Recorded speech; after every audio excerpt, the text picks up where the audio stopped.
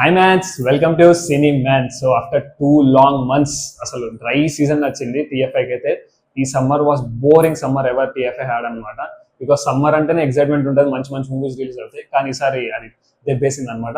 So no problem. So back with Peddi again, మళ్ళీ theatres అన్ని తెచ్చుకున్నాయి, అందరు మళ్ళీ గుంపుగా వెళ్తున్నారు. సో బాగుంటుంది అట్లా. సో పెద్ది గురించి వచ్చేస్తే నాకైతే ఓకే పర్లేదు అనిపించింది. మరీ బ్లాక్ బస్టర్ కాదు, మరీ వరస్ట్ కాదు. దేర్ ఆర్ సమ్ ఫ్లాస్, అంటే కొన్ని చాలానే ఉన్నాయి. బట్ అవన్నీ పక్కన పెట్టేస్తే ఒక హానెస్ట్ అటెంప్ట్ చేశారు బుచ్చిబాబు సార్ అండ్ రామ్ చరణ్ గారు. So will discuss.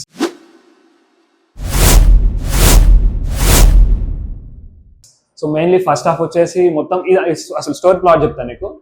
మెయిన్లీ ఇది నడిచే సినిమా మొత్తం ఐడెంటిటీ కోసం అండి, ఒక ఊరు ఐడెంటిటీ కోసం అండ్ పెద్ది అనేవాడికి ఐడెంటిటీ కోసం. సో దానికోసమే మూవీ అంతా. అసలు పెద్ది వాళ్ళ ఊరు కావడానికి ఏ ఎక్స్టెంట్ వరకు వెళ్తాడో అనేదే ఈ మూవీ అనమాట. సో మెయిన్ ఐడెంటిటీ మీద నడుస్తుంది సినిమా మొత్తం. సో దానికోసం పెద్ద ఎన్ని స్పోర్ట్స్ ఆడాడు, ఏమేమి ఆడాడో కూడా సో డీటెయిల్గా చూపిస్తారు అనమాట అది. సో ఫస్ట్ హాఫ్ వచ్చేసి కొంచెం మొత్తం రివీల్ చేసుకుంటా ఒకటి అవుతూ ఉంటాయి. బట్ నాకైతే కొంచెం లాగ్ అనిపించింది ఫస్ట్ హాఫ్ కూడా, బికాస్ చాలా వరకు టైం తీసుకున్నారు అండ్ కొన్ని అనవసరమైన సీన్స్ కూడా ఉన్నాయి. Especially first of all, and sorry to say this Buchi Babu garu, Janhvi Kapoor గారి సీన్స్ అసలు డిలీట్ చేసేస్తే బెటర్ ఏమో నా ఫీలింగ్. బికాస్ అస్సలు అన్నెసరీ ఆ సీన్స్ అయితే మూవీలో ఏ రకంగా ఉపయోగపడవు. బికాస్ చాలా ఆబ్జెక్టిఫైయింగ్ కూడా ఉన్నాయి. అసలు అది చాలా నార్మలైజ్ చేసేస్తున్నట్టు అనిపిస్తుంది నాకైతే. సో నాకైతే ఎస్పెషల్ నాకైతే అట్లా అనిపిస్తుంది. మీలో ఎవరికైనా అఫెండ్ అయితే నేనేం చేయలేను. సో నాకు అలా అనిపిస్తుంది. సో ఫస్ట్ హాఫ్ లో మంచి ఎమోషన్ ఉంటుంది అండ్ ఎలివేషన్స్ ఉంటాయి అండ్ వాళ్ళ ఊరు గురించి కూడా చూపిస్తూ ఉంటారు. అండ్ విఎఫ్ఎక్స్ దెబ్బేసిందండి సినిమా మొత్తం మీద. విఎఫ్ఎక్స్ అయితే చాలా టూ లో ఉంది. బడ్జెట్ ఏమో 350 crores అంటున్నారు, మరి దానికి న్యాయం జరిగినట్టయితే అనిపించలేదు నాకైతే. విఎఫ్ఎక్స్ టూ వరస్ట్ ఉంది. సో అది ఇంకొంచెం ఎఫర్ట్ పెట్టాల్సింది విఎఫ్ఎక్స్కి అయితే నాకు అనిపించింది, నా ఒపీనియన్. సో అదనమాట. అండ్ ఫస్ట్ హాఫ్ లో అంతా ఓకే, ప్రీ ఇంటర్వెల్ నుంచి చాలా బాగుంది అనిపించింది. మిగతా అంతా ఓకే, ఫ్లాట్, ఓకే, ప్రిడిక్టబుల్ అలానే వెళ్తూ ఉంటుంది. ఇంకా ప్రీ ఇంటర్వెల్ కొంచెం బాగుంటుంది, హై ఇస్తూ ఉంటుంది. అండ్ చెప్తున్నా, ఏఆర్ రెహమాన్ స్టెరాయిడ్ తీసుకొని కొట్టేయడమో అనిపించింది నాకైతే. Biggest backbone of the film is AR Rahman, because చాలా చాలా స్టైలిష్ గా కొట్టాడు మ్యూజిక్ అయితే. నేనైతే అస్సలు ఎక్స్పెక్ట్ చేయలేదు ఏఆర్ రెహమాన్ నుంచి ఇలాంటి టైప్ ఆఫ్ మ్యూజిక్ ఇస్తాడని చెప్పి. సో చాలా ఎలివేట్ చేశారు సీన్స్, చాలా బాగుంది. And coming to second half, main soul of the film అన్నారు బుచ్చిబాబు గారు కానీ మూవీ టీం వాళ్ళు కానీ. సో నాకు కూడా అదే అనిపించింది. అంటే చాలా ఎమోషన్ సెకండ్ హాఫ్ లోనే ఉంది, బట్ అలానే ల్యాగ్ కూడా చాలా తెచ్చారు సెకండ్ హాఫ్ లో. సో అంటే అది మనం కంప్లైంట్ చేయలేము, బికాస్ స్టోరీ ఇంకా అంతే, అది దాన్ని అలానే నడిపించుకుంటూ వెళ్ళారు. సో పెద్దగా ఎంగేజింగ్ ఉండదు, కానీ అలా సాగుతూ ఉంటుంది, పర్లేదు, కానీ ప్రిడిక్టబుల్ ఉంటుంది అది కూడా. సో సెకండ్ హాఫ్ కూడా కొంచెం అలానే అనిపించింది. But there are nice moments in second half కూడా. కుస్తీ మూమెంట్స్ కానీ ఇంకా మిగతా చాలా మంచి మంచి మూమెంట్స్ కూడా ఉంటాయి సెకండ్ హాఫ్ లో. సో ఎమోషనల్ సీన్, ఒక హాస్పిటల్ సీన్ చాలా బాగుంటుంది. అండ్ ఢిల్లీ ఎపిసోడ్ కూడా చాలా బాగా చేశారు రామ్ చరణ్ గారు. సో అదనమాట. Second half was also good. And climax ఒకటి, క్లైమాక్స్ ఒకటి అసలు ఎక్స్పెక్ట్ చేయరు కొంతమంది ట్విట్టర్లో చూస్తే అది ఆ షాక్ వాల్యూ పోతుందేమో. సో మాక్సిమం అయితే ఎక్స్పెక్ట్ చేయరు, అది చాలా కొంచెం కొత్తగా అనిపించింది అదైతే. సో ఆ 2 పాయింట్స్. అండ్ మెయిన్లీ ఇప్పుడు నేను ఒక్కరి గురించి మాట్లాడేది అదే రామ్ చరణ్ గారు. అసలు ఫస్ట్ టైం ఇలాంటి స్క్రిప్ట్ ఓకే చేయడమే హ్యాట్స్ ఆఫ్. బికాస్ ఒక స్టార్ అయ్యండి ఇలాంటి స్క్రిప్ట్స్ చూస్ చేసుకోవడం చాలా చాలా ఒక బిగ్ అటెంప్ట్ అనమాట. ఎందుకంటే జనరల్గా ఇట్లాంటివి ఒప్పుకోరు. అంటే మీ స్క్రిప్ట్ సినిమా చూస్తే అది అర్థమవుతుంది ఎందుకంటున్నాను.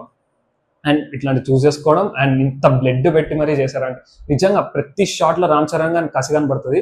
యాక్టింగ్ లో కానీ, ఆ డెడికేషన్ కానీ, ఆ బాడీ అయితే చాలా బాగా, ఆ సీన్స్ అయితే చాలా బాగా అనిపించింది నాకైతే. అర్జెంట్గా జిమ్కి వెళ్ళిపోవాలి, మంచి బాడీ పెంచాలి రామ్ చరణ్ గారు అని అనిపించేలా చేశాను నాకైతే సినిమా చూసాక. సో నిజంగా రామ్ చరణ్ గారికి అయితే హ్యాట్స్ ఆఫ్. మెయిన్లీ సినిమా చూసే వాళ్ళు ఎవరైనా ఉంటే please go for Ram Charan అని అంట. అంటే మీరు ఏం ఎక్స్పెక్ట్ చేస్తున్నారంటే రామ్ చరణ్ నుంచి ఎక్స్పెక్ట్ చేయండి. He'll disappoint you. Sorry, he'll not disappoint you. Sorry. He'll not disappoint you. So అదనమాట. పక్క చాలా బాగుంటాయి సార్ రామ్ చరణ్ గారి సీన్స్. ఆయన స్క్రీన్ ఉన్నంతసేపు చాలా బాగుంది. సో ఆయన కోసం ఎక్స్పెక్ట్ చేసి వెళ్ళండి. And Buchi Babu garu writing okay, but could have been better. ఇంకా చాలా కొంచెం అనవసరమైన సీన్స్ చాలా ఉన్నాయి, అవి కట్ చేయొచ్చు. ఎందుకంటే 3 or 10 minutes చాలా ఎక్కువ అయిపోయింది లెంత్. సో దానివల్ల లాగ్ అనిపించవచ్చు. సో అన్నెసరీ సీన్స్ కూడా కట్ చేస్తే బాగుంటుందేమో నా ఫీలింగ్. సో అదనమాట.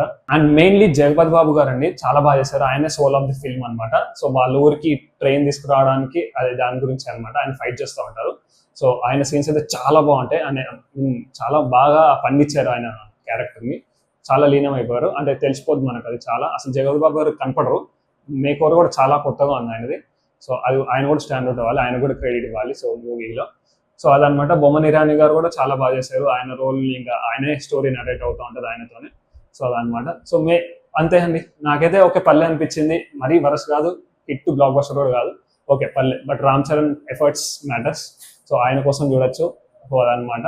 సో మీరు కూడా చూసేయండి. మంచి 2 months గ్యాప్ వచ్చింది, ఎందుకు ఇంకా మంచి ఎంజాయ్ చేయండి. ఈ వీకెండ్కి మంచి సినిమా వచ్చేసింది, ఇంకా థర్స్డేనే ఇవాళ. సో ఫ్రైడే సాటర్డే సండే కుమ్మేసేయండి, మంచి కలెక్షన్స్ తెచ్చేయండి మీ హీరోకి ఎవరైతే అనుకుంటున్నారో. సో నో అఫెన్స్, మామూలుగా అంటున్నా. సో అందరు ఫ్యామిలీస్తో చూడొచ్చు. అండ్ దివ్యేందు గారు కూడా చాలా ఇంపార్టెంట్ రోల్ అనొచ్చు అనకపోవచ్చు, బికాస్ ఎక్కువసేపు లేరు ఆయన, కానీ ఉన్నంతసేపు బాగున్నారు స్క్రీన్ మీద. అండ్ ఆయనకి మిర్జాపూర్ ఎవరు డబ్బింగ్ ఇచ్చారు, ఆయనే ఇచ్చారు డబ్బింగ్. సో దానివల్ల కొంచెం బాగా అనిపించింది. అండ్ మా ఫ్యాన్స్ కావాల్సిన 2-3 స్టెప్పులు కూడా ఇచ్చాడు ఆయన. సో అది థియేటర్లో చూడండి, మంచిగా షాక్ వాల్యూ ఉంటుంది. సో అదనమాట. సో ఇంకా చూసేయండి, ఈ వీకెండ్కి ఎంజాయ్ చేసేయండి. I'll see in the next video. చెప్పింది చేయకు.